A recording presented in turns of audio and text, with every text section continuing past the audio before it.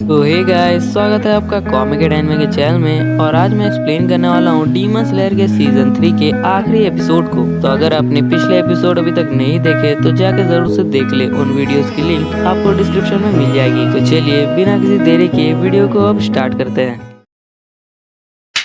तो जैसा कि हमने पिछले वीडियो में देखा कि कैसे मिस टाशिरा ने अपर मून 5 गोयोको को हरा दिया, और अब आगे कानामोरी सेन मिस टाशिरा की तरफ दौड़ते हुए आता है और उससे पूछता है कि क्या तुम ठीक हो तोकेतियो म्यूजिरो? तो मिस टाशिरा कहता है कि हाँ मैं बिल्कुल ठीक हूँ, लेकिन कानामोरी सेन को वो ठीक नहीं लग रहा था। तो कानामोरी सेन उससे पूछता है कि क्या तुम सच में ठीक हो? तो मिस टाशिरा कहता है कि हाँ मैं ठीक हूँ, मुझे अभी तांजीरो के पास भी जाना होगा। तभी कानामोरी सेन देखता है कि मिस टाशिरा की पूरी शरीर कांप रही है, और थोड़ी ही देर में मिस टाशिरा के मुंह से झाग निकल जाता है, वो जमीन में गिर जाता है। कानामोरी सेन ये देखकर शॉक हो जाता है, वो सोच नहीं पाता कि अब वो क्या करे। तो वो हागा नेजुका कुछ जोर से चिल्लाता है, पर तभी उसे याद आता है कि हागा नेजुका तो अपने ही काम में लगा हुआ है, वो तो किसी की भी बात को नहीं सुन रहा है। वो समझ नहीं पाता कि अब वो क्या करे। तभी उसके पीछे से वही स्वॉर्डस्मिथ निकलता है जिसने मिस टाशिरा की मदद की थी। वो आकर कानामोरी सेन से कहता है कि तुम्हें कानामोरी सेन के पेट को दबाना चाहिए जिससे कि सारा जहर बाहर आ जाए। कानामोरी सेन उस स्वॉर्डस्मिथ को देख के डर जाता है। उसे लगता है कि ये स्वॉर्डस्मिथ का भूत है, क्योंकि स्वॉर्डस्मिथ के पेट पर भी हमला हुआ था और उसके पेट पर भी काफी सारा खून भी दिख रहा था। तो स्वॉर्डस्मिथ कहता है कि ये खून मेरे हाथ का है और मेरे पेट पर जो हमला हुआ था उससे मैं बच चुका हूँ, क्योंकि मेरे पास स्वॉर्ड की एक हैंडल थी जो कि मुझे तांजीरो ने दी थी अपने स्वॉर्ड में लगाने के लिए। फिर यहाँ सीन चेंज होता है तांजीरो की तरफ, जो कि उस ट्री ड्रैगन से लड़ रहा है। तांजीरो काफी कोशिश करता है अपने फायर डांस को करने की, पर उससे पहले ही वो ड्रैगन ट्री तांजीरो पे सुपरसोनिक का यूज करता है, जिससे कि तांजीरो कई दूर जाकर पेड़ से टकरा जाता है और नीचे गिर जाता है। तांजीरो उस हमले से इतना ज्यादा जख्मी हो जाता है कि वापस खड़ा ही नहीं हो पाता, पर वो काफी कोशिश करता है अपने आप को खड़े करने की। तब तक वो ट्री ड्रैगन वापस से ऊपर हमला कर देता है। वो कैसे भी करके बचता है, पर उसकी एक टांग उस ट्री ड्रैगन के हमले से जख्मी हो जाती है, और वो डीमन कंटिन्यूसली अपने ड्रम को बजाने लग जाता है, जिससे कि तांजीरो के ऊपर कई सारे बिजलियों का हमला होता है। तांजीरो को थोड़ा भी वक्त नहीं मिलता है अपने ब्रीदिंग टेक्निक का यूज करने का। तभी तांजीरो सोचता है कि अगर वो इस ट्री ड्रैगन से 20 मीटर दूर चला जाए तो शायद से वो कुछ कर सकता है। पर तब तक डीमन अपना ड्रम बजा देता है, जिससे कि ट्री ड्रैगन के मुंह से कई सारी ड्रैगन की चेन निकल कर तांजीरो के हाथ को पकड़ लेती है, और फिर वो खींचते हुए तांजीरो को अपने मुंह के अंदर घुसा लेती है। यहाँ नेजुका और गेनिया भी फंसे हुए थे, जिस वजह से वो तांजीरो की मदद ही नहीं कर पा रहे थे। तांजीरो समझ जाता है कि उसकी अभी मौत होने वाली है, पर तभी उस ट्री ड्रैगन के कई सारे टुकड़े हो जाते हैं और तांजीरो बच जाता है। हम देखते हैं कि ये लव आशिरा है जिसने तांजीरो की मदद की और उसे एक सही जगह छोड़कर उस डीमन से लड़ने चले गए। और डीमन भी लव आशिरा पे अपने blood demon resonance bolt of death का यूज करता है, जिससे कि कई सारे सुपरसोनिक वेव्स और इलेक्ट्रिक शॉक लव आशिरा पर गिरते हैं। तांजीरो ये सब देखकर डर जाता है और लव आशिरा को इन सब से बचने को कहता है, पर लव आशिरा तभी अपने लव ब्रीदिंग के third form lovely kitty shower का यूज करती है, जिससे कि वो डीमन के सारे हमले को बेकार कर देती है। और साथ ही हमें लव आशिरा के ब्लेड के बारे में बहुत कुछ बताया जाता है, जैसे कि उसका ब्लेड काफी हल्का और पतला है, जिस वजह से वो काफी तेज और शार्प है, जो कि खास करके उसी के लिए ये बनाया गया है, और उसके अलावा इसका इस्तेमाल और कोई भी नहीं कर सकता। पर तभी हम डीमन को देखते हैं जो कि अपने ड्रम को बजाकर हैंड पैन का हमला कर देता है, पर लव आशिरा अपने लव ब्रीदिंग के सेकंड फॉर्म एंग्यूश इंड्यूसिंग लव का यूज करती है, जिससे कि वो स्ट्रीट ड्रैगन को काट देती है। पर तभी डीमन अपना दूसरा हमला कर देता है, लेकिन लव आशिरा अपने सिक्स्थ फॉर्म किटी लव ब्रीज का यूज करते हुए उसे भी काट देती है। डीमन ये देखकर काफी ज्यादा गुस्सा हो जाता है और वो लव आशिरा पे अपने ब्लड डीमन टेक्निक कार्मिक वुड ऑफ हेवी सी का यूज कर देता है, जिससे कि कई सारे ट्री ड्रैगन लव आशिरा पर हमला कर देते हैं। लव आशिरा ये देखकर काफी डर जाती है, पर तभी वो अपने लव ब्रीथिंग के फिफ्थ फॉर्म वेवरिंग अटैचमेंट मेसिनेल्स का यूज करते हुए उन सभी ड्रैगन्स को काटते हुए वो डीमन के गले पर अपने स्वॉर्ड को लपेट देती है। लव आशिरा उसके गर्दन को काटने ही वाली होती है कि तभी तांजीरो चिल्लाते हुए कहता है कि वो काफी तेज है, इसका उस पर कोई भी असर नहीं होगा।